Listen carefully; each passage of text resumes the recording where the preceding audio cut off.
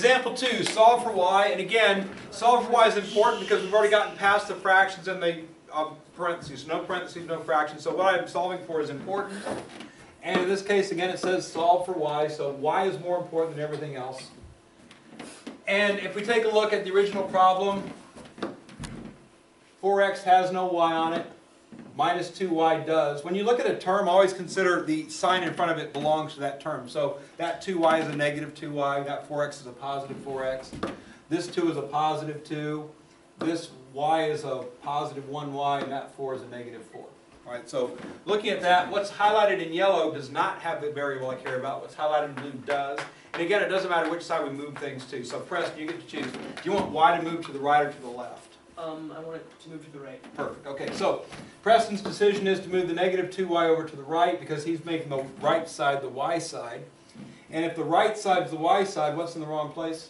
The negative 4. The negative 4, so we move the negative 4 over to the left. So just rearrange things. Okay? You can add like terms immediately if you want to, but after you rearrange, you got to do it anyway again. So I'm just going to go ahead and move things where they belong first and see what happens. So 4x is staying right where it's at.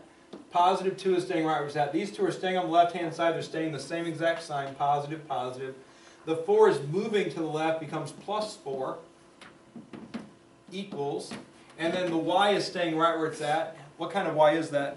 Negative y. So it's 2. Oh, this is a positive Or y, right? positive. But what number's in front of it? A 1. A 1's in front of it. Okay, what's happening to 2y? It becomes a positive. It becomes positive 2y because it moved.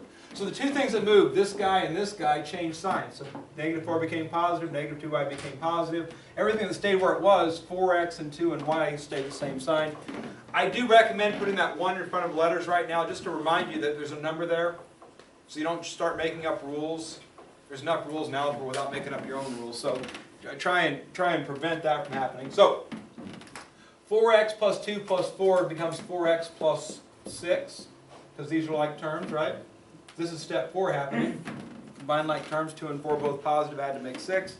Same thing here, 1y and 2y add together to make 3y. Remember, when we're adding letters, we have to add them because they have the same powers, same letters, same location, which they do. Y to the first on the top. To add them, we simply add the numbers in front, keep the letter the same as what it was. And if 3y is equal to 4x plus 6, to get the answer, we simply divide both sides by 3. And again, can I reduce this is the question. The answer comes from this statement. All three of these pieces have to divide by the same number. Anybody think of one? No. No, so it doesn't reduce. Or 1. Yeah, 1, but we don't want to reduce by 1. So no number that's usable to reduce it. So, so y equals 4x plus 6 all over 3. And that will be the answer.